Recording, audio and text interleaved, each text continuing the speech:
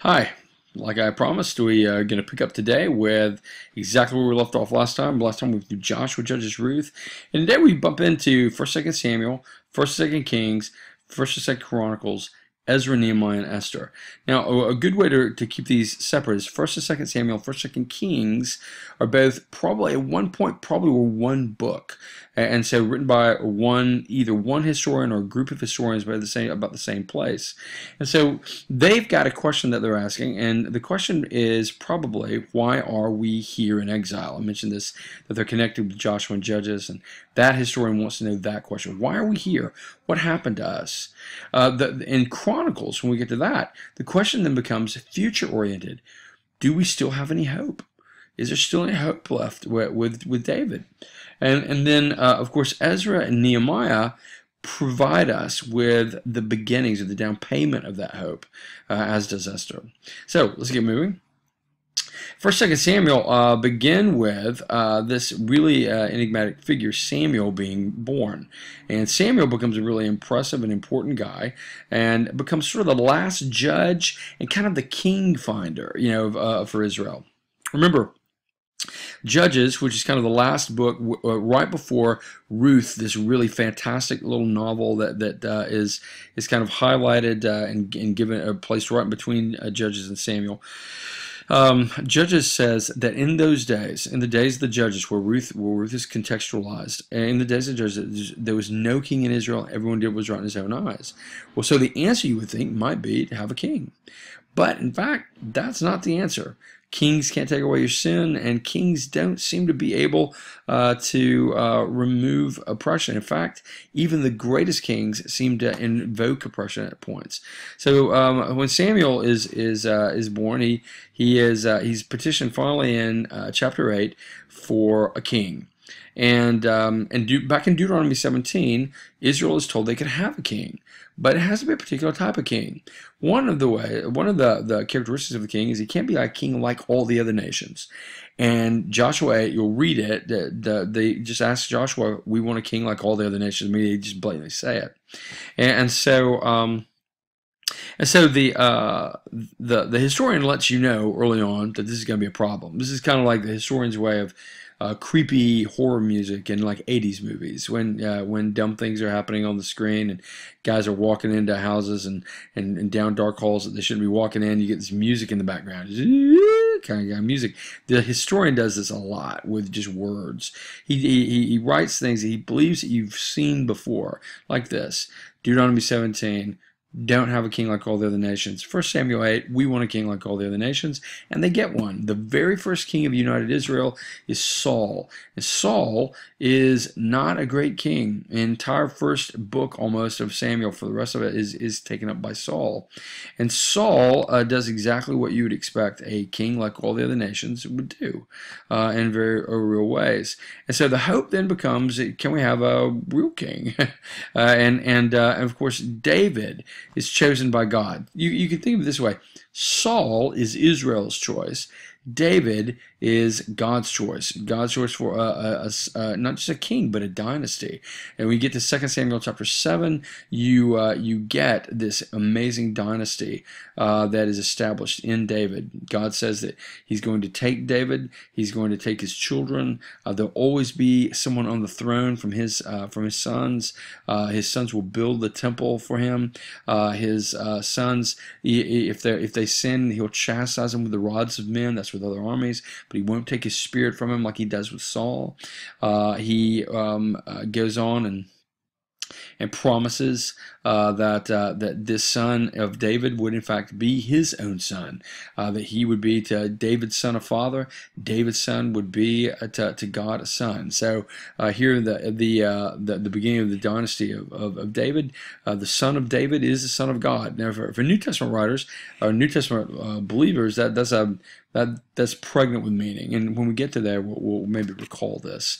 As David begins to move forward, though, and we bump into just an amazing story, 2 Samuel chapter 11, where you've got David The writer opens up, he says, in the time where kings went to war, there were three things a king had to do in the ancient Near East. And we know this from the Code of Hammurabi, 18th century king, Neo-Babylonian king, that created this code. And in the code, he provides the responsibilities of kings, three major responsibilities. One was fiscal infrastructure, one was internal legislation, and the other was you had to fight. If you couldn't fight, didn't want to fight, then you could be a whole bunch of things, but you couldn't be a king.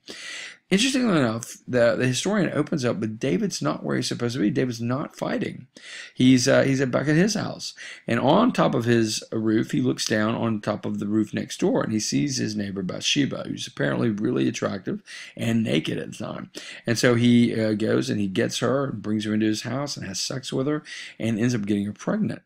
Well, the historian then leads you down this incredibly seedy path, where David figures out, okay, her husband is actually out fighting. So now I'm going to go get him, bring him back, get him drunk, and tell him to go and sleep with his wife and enjoy it. And then the pregnancy will be explained. Well, Uriah, who's not even an Israelite, he's a Hittite. The historian, kind of paints him almost like he looks like the king. Uriah is out fighting like he's supposed to be. And then when he's offered his wife, for pleasure while he's home, he says no. One of the other key characteristics in Deuteronomy 17 about a king is the king cannot lift his heart above his brothers. And here's Uriah doing that very thing. David, on the other hand, not only lifted his heart above his brothers, but is acting just like a king, like all the other nations. He just wanted somebody's wife and took her. On top of that, when nothing would work with Uriah, he set Uriah up on the battlefield through his generals and had Uriah killed. Now, here we go. The historian is answering his question, why are we here in exile? Because even the dynastic King David ends up looking like any other ancient Near Eastern pagan king that doesn't really believe in Yahweh. The story continues. At the death of David, his son Solomon came to the throne, and for a moment the reader has great hopes because Solomon is imbued with immense wisdom. However, the hopes begin to fade a little bit for the sensitive reader. All of a sudden we realize that while Solomon is really good at fiscal infrastructure, he's doing it in ways that, once again, back in Deuteronomy 17, aren't very helpful. Deuteronomy 17 says, don't amass for yourselves much gold, and don't amass for yourselves many wives. Now, if you've read Solomon has got a lot of wives. There's a lot of women in his house.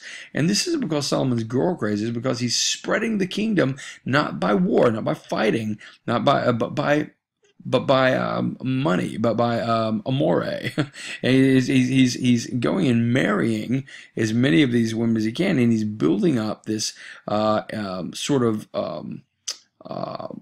financial kingdom by connecting himself via marriage to all these other places around him.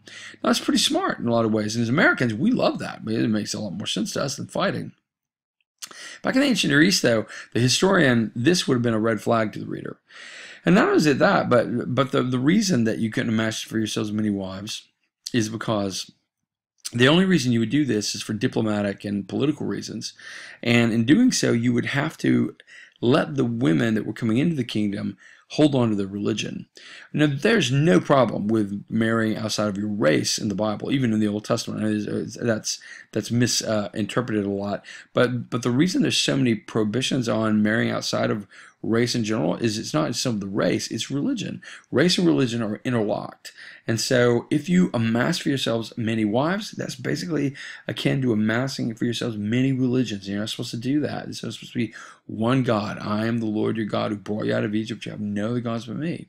Welp. That's exactly what happens. Solomon amassed for himself many wives, and in particular, he's apparently very fond of the one from Egypt, and they bring in their gods, and Solomon collapses to their gods, and along with idolatry comes a social act of oppression, where his chief henchman, Jeroboam, Solomon became jealous of him, and Jeroboam had to leave, had to flee from Solomon.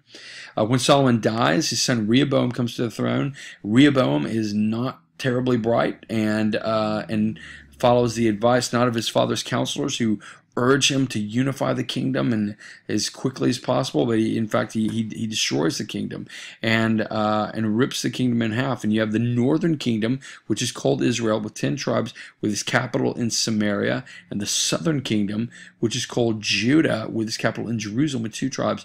And from this point forward, you get this twin trajectory of these kingdoms. The northern kingdom collapses in 722 BC to the Assyrians, and the southern kingdom holds on for another couple hundred years almost and collapses to the Babylonians in 586 BC. It is a brutal history, but again, remember, this historian's writing to try to answer the question, why are we here?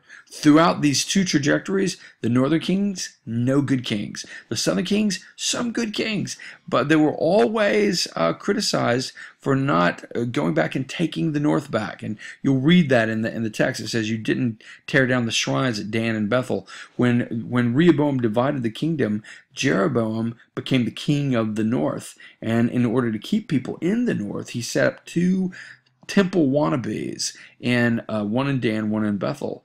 And the northern kings, that was just simply a political expediency. The southern kings are criticized, even the really good ones like Hezekiah and Josiah, criticized for not tearing down those shrines. Well, the historian's trying to tell you this division should have never happened. This division, the reason we're in exile is primarily because of this division. It's primarily because of the house of David bringing other religions into Israel, and they've destroyed this. But the house of David is responsible. And this brings us to our next history. Our next history are the Chronicles, and the Chronicles is driven by the question. Now that we know that the house of David did all these things, that big promise to David back in 2 Samuel 7, does that still stand? I mean, do we have a future?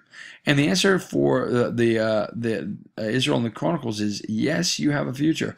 And in fact, all throughout Chronicles is this resonant positive spin on David. Actually, the entire book of First Chronicles opens up with a 9-chapter genealogy.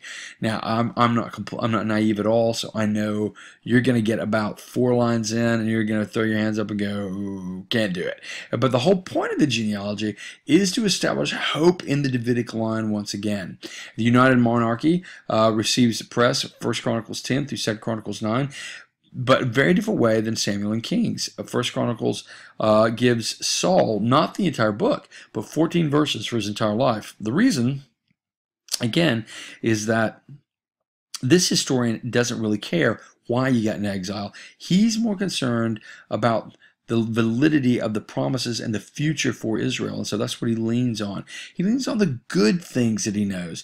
And so he pushes the good things that he knows. The Bathsheba doesn't show up in here. The reason? Everybody knows that story. First Samuel and First Kings have those stories. And that historian covered those stories. He wants to cover the possibilities, the good things that might draw hope from his readers into believing that there's a future.